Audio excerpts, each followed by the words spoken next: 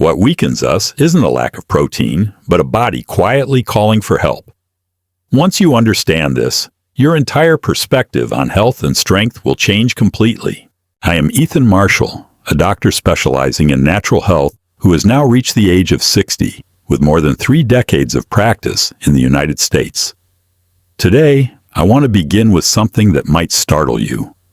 Throughout all those years in my clinic, the most dangerous thing I've seen isn't disease, but the lifelong misconceptions we carry about nutrition, especially about protein. If you're watching this video and want to continue exploring deeper perspectives on health, please subscribe to the channel, like the video, and share it to help me spread valuable knowledge to more people. You may not realize it, but your support truly makes a difference. Let me share a very familiar story from my work. Almost every week, someone walks into my clinic, sits down, and with visible worry in their eyes asks me, "Doctor, if I don't eat meat, where will I get my protein? I'm afraid I'll become weak. I'm afraid I won't get enough nutrients." And I usually lean back gently, look at them, and reply, "Then where does the cow, a massive animal with powerful muscles, get its protein?" That moment of silence that follows is often the very instant their understanding begins to shift. Because when we look at nature, the truth is clear. The strongest animals, cows, elephants, horses, buffalo, don't need to eat meat to be strong. They build their muscle mass from a much purer source of nutrition than what humans insist is the most important. And that's where things become interesting. We grow up believing that to become strong, we must eat something strong. But nature tells a different story. Nature never complicates things. It simply shows us that strength comes from harmony, not from force-feeding ourselves. Cows don't eat meat, but they are robust. Elephants don't eat meat, yet they can lift hundreds of kilograms effortlessly. These examples aren't meant to tell you to adopt a strict vegetarian diet, but to invite you to reconsider an important question. Is the belief that meat builds muscle actually true? Throughout my career, I've learned that sometimes a single question is enough to shake an entire belief system that has been rooted for decades. And the question, where does the cow get its protein, is exactly one of those questions. It reminds us that the human body isn't a simple machine that runs well when fueled with something strong. It is a delicate system that must be understood and listened to. Now let me ask you something to close this section and invite your reflection. What do you believe creates sustainable strength in the body? A. Eating a large amount of protein, especially meat. B. Understanding how the body absorbs and builds energy. Leave your answer in the comments. I'd love to see where you are on your journey to understanding your own body. The widespread belief that eating a lot of meat builds muscle reflects a simplistic but flawed assumption, equating a food source with the body's ability to construct tissue. In reality, basic physiology shows that protein synthesis, including muscle tissue formation, depends on 2 key factors: the presence of essential amino acids in the bloodstream and the ability of target cells to absorb and synthesize them under the influence of physiological signals, hormones, mechanical stimuli, rather than simply on the quantity of raw protein consumed.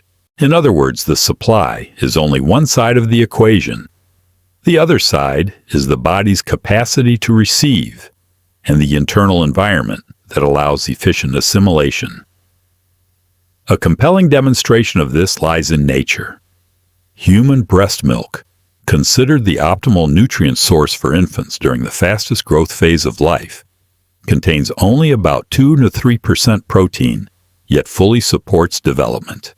This indicates that high protein concentration is not the primary determinant of tissue building efficiency.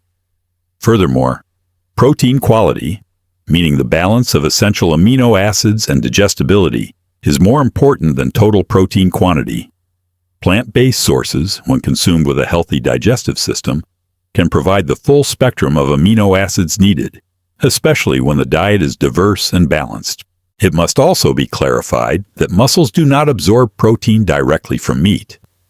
Animal-based food must first be broken down into amino acids before being used. Therefore, metabolic efficiency and absorption are directly tied to the condition of the digestive and circulatory systems. Moreover, consuming protein in excess of actual needs does not automatically result in increased muscle mass. Without anabolic stimuli, such as resistance training, or if the internal environment is inflamed and burdened with toxins, protein synthesis is inhibited. Excess protein can also break down into harmful byproducts, placing stress on the liver and kidneys, or contributing to mucus formation and tissue congestion, as observed in natural health literature.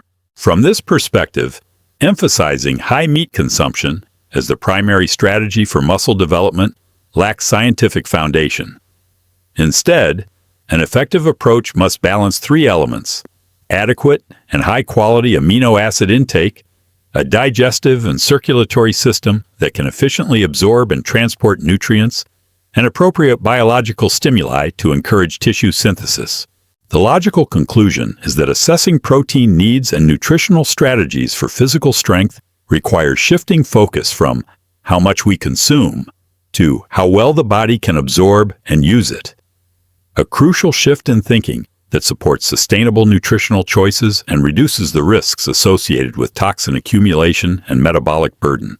The digestive system, particularly the colon, plays a central role in determining whether nutrients consumed are effectively converted into energy and healthy tissue. When protein digestion is incomplete, the remaining protein undergoes breakdown by the gut microbiota, producing harmful compounds. These byproducts, including ammonia, indole, phenol, branched-chain fatty acids, and sulfur-derived compounds, can enter the bloodstream, burdening the liver, kidneys, and immune system, while triggering chronic inflammation. When the colon is congested due to constipation or a low-fiber diet, these protein breakdown products remain in contact with the intestinal lining longer, increasing fermentation and toxic load. The result is an intestinal environment prone to gas, irritation, and mucus buildup, reducing nutrient absorption efficiency. Clinically, this condition affects more than digestion. The continuous presence of toxic molecules in the bloodstream contributes to metabolic disorders, endothelial dysfunction, immune imbalance, and impaired muscle protein assimilation. In essence, high protein intake does not equate to greater muscle mass if the internal environment is polluted and absorption is compromised. Regular consumption of animal protein in a weakened digestive state tends to create an acidic internal milieu and stimulate excessive mucus production, further limiting cellular nutrient exchange and sustaining chronic inflammation. Therefore, two principles become essential: reducing the digestive burden by limiting foods prone to putrefaction when the system is weak, and restoring digestive and eliminatory function through increased fiber intake, consistent bowel habits, and appropriate cleansing methods when necessary.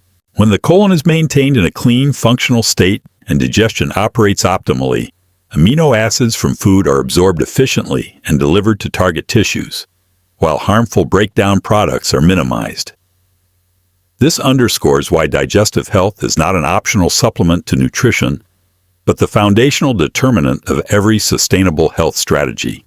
The natural healing approach, synthesized from traditional sources and clinical practice, emphasizes a core principle: modifying the diet to reduce mucus-producing foods and increase light, easily digested nourishment to reestablish an internal environment conducive to repair.